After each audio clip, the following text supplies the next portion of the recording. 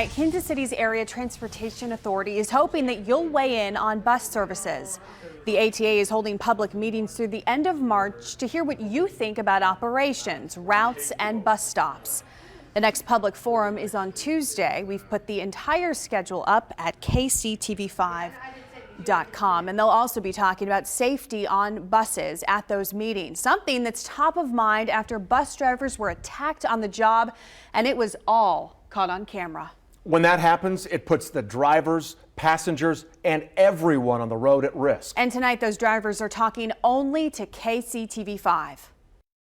And unless they stop these assaulted, I promise you somebody's going to get killed out there. Sometimes I think they feel it's a part of the job. I wanted to make sure that this story was told. Kansas City bus drivers and the union called us fed up. KCTV5's investigative reporter Angie Racono takes a closer look at bus driver assaults and what happens next. You won't believe what happens on city buses unless you see it for yourself. The video obtained by KCTV5 is rough. What's even worse, how these attacks are sometimes handled. Blindsided while driving a city bus packed with passengers. So while I'm pulling the bus over, blood's running down my shirt, and all the bottom of the bus is full of blood.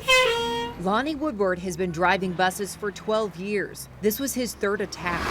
A passenger was arrested and the case went to court. But prosecutors and the judge never saw this video. He got a plea deal.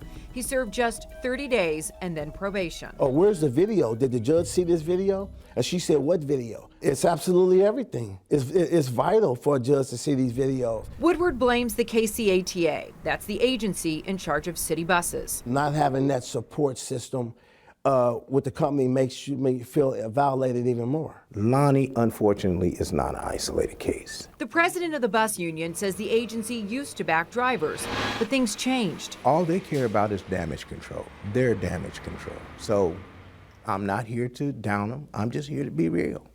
That's reality. Drivers in the union complained about lost evidence and a lack of support.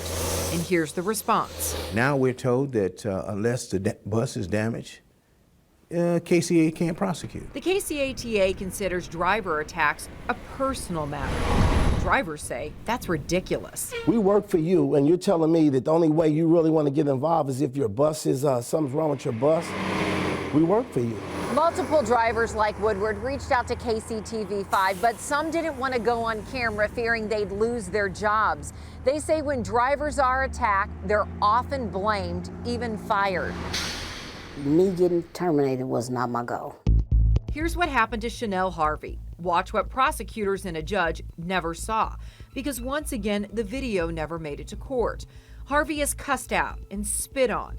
She tries to hold her unruly passenger for police, and for that, she was fired. That I provoked this person, but I didn't provoke anyone. KCTV5 sat down with the KCATA to get answers. We made efforts to get the video over there.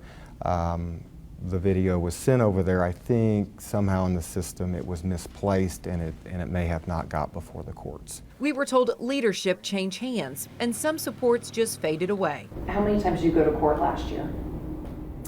I don't know that number. They assured KCTV5 things are going to change. They're even creating a new safety manager position. Our highest core value here at the organization is safety. And that promise of safety is all over the KCATA website. But drivers say there's a big difference between lip service and what really happens.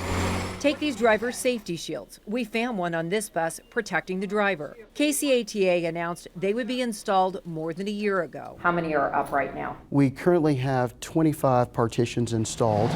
But there are 255 buses, so more than 90% of the time, bus drivers in this city are exposed. And look at the video in the 2 assault cases we showed you. No safety shields. KCATA says eventually all buses will have them, but that takes time and money. You need to take this as serious as the drivers are when we've been assaulted. All we're trying to do is our job. KCATA reports 19 attacks happened on city buses last year. Drivers say that number seems low. So we asked the same question a different way.